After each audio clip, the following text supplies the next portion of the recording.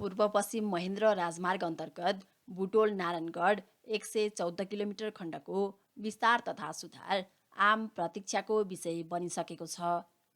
मध्य नेपालबाट हुने आवत जावत, व्यापार, कृषि तथा पर्यटनका लागि यसले महत्त्वपूर्ण भूमिका खेल्न सक्छ।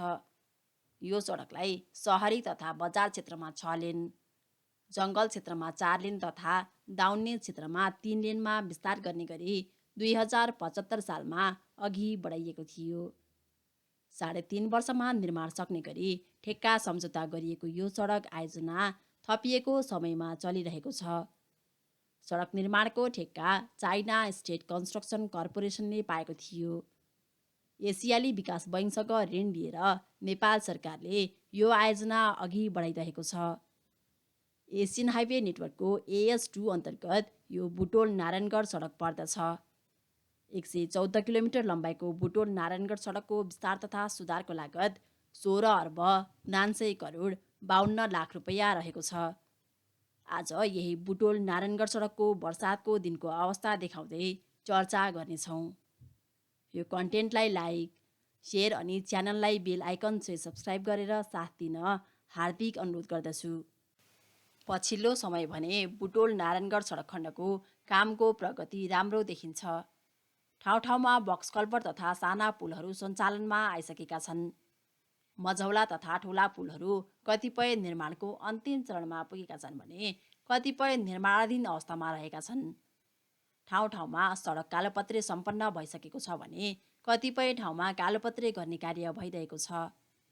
अधिकांश ठाउँमा भने कालोपत्रे पूर्व तयारीका कामहरू भइरहेका छन्। यद्यपि कामको गति अझै सुस्त छ।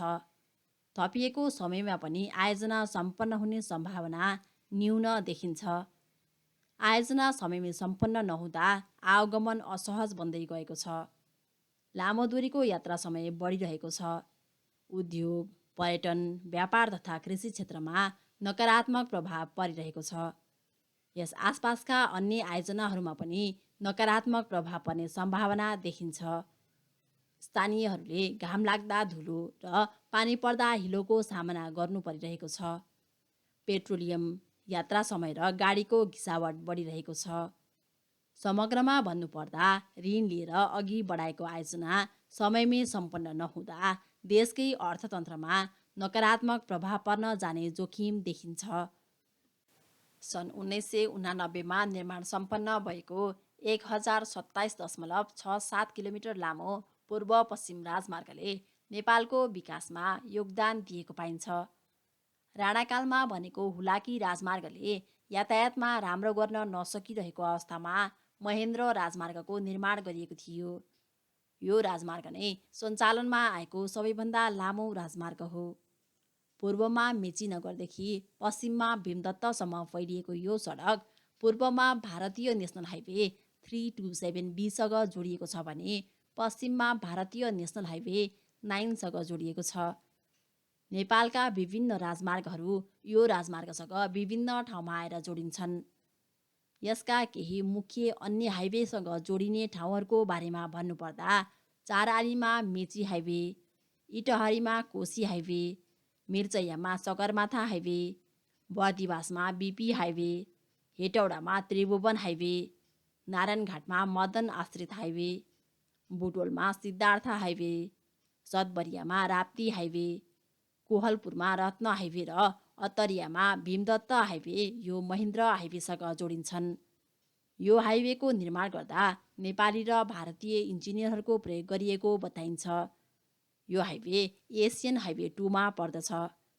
नेपाल पनि एसियन हाइवे नेटवर्क अर्थात् ग्रेट एसियन हाइवेको सदस्य राष्ट्र हो।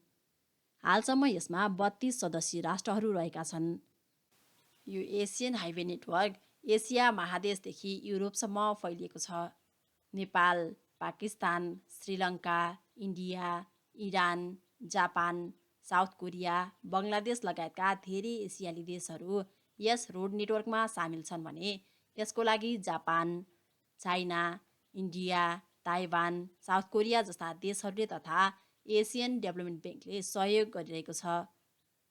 नेपाल जोड्ने एसियन हाइवे 2 चाहिँ 13,177 किलोमिटर लम्बाइको रहेको छ। यो AS2ले Iran, Pakistan, Bharat, Nepal, Bangladesh, Myanmar, Thailand, Malaysia, Singapore र इन्डोनेसियालाई सडक सञ्जालले जोड्दछ। 1,41,000 किलोमिटर लामो सडक सञ्जाल रहेको एसियन हाइवे नेटवर्कले एसियालाई युरोपसँग जोड्दै व्यापार र पर्यटनको सुविधा पुर्याएर क्षेत्रीय अर्थतन्त्रलाई वृद्धि गर्ने लक्ष्य लिएको छ। युरोपियन युनियनसँग मिल्दोजुल्दो साझा राजनैतिक तथा आर्थिक पहिचानसहित एसियाली समुदायको सपनालाई साकार पार्ने लक्ष्य लिएको छ।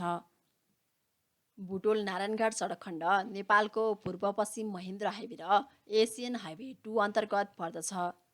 चितवनबाट नवलपरासी र रूपन्देही जिल्ला भएर जाने यो बाटोको कुल लम्बाइ 114 किलोमिटर रहेको छ। यो सडक नारायणघाटको पुल्चोकबाट सुरु भएर बुटोलको चौराहामा समाप्त हुन्छ। Narayanghat Butwal road improvement project अन्तर्गत नाली सुधार, अहिलेको रोडलाई 4 लेनमा फराकिलो पारिने, सहरी क्षेत्रमा दुवैतर्फ सर्भिस लेन बनाउने, केही ठाउँमा रिअलाइनमेन्टको काम गर्ने, फुटपाथको निर्माण गर्ने, पुराना पुल तथा कल्भर्टहरूको सट्टा नयाँ पुलहरू तथा कल्भर्टहरूको निर्माण पर्दछन्। महेन्द्र हाइवे अन्तर्गत पर्ने यो बुटोल नारायणघाट सडक खण्डको विस्तार तथा सुधारपछि निकै फाइदाहरू हुने देखिन्छन्। यो निकै व्यस्त सडक खण्डमा आवागमन सहज हुनेछ। दुई ठुला सहरहरू जोडिने भएकाले आर्थिक रूपमा धेरै फाइदा लिन सकिनेछ। पर्यटकीय क्षेत्रहरू पनि एक आपसमा जोडिने भएकाले पर्यटकीय हिसाबले पनि प्रभावकारी हुने देखिन्छ। औद्योगिक क्षेत्रहरू जोडिने भएकाले औद्योगिक रूपमा पनि निकै लाभ लिन सकिने देखिन्छ।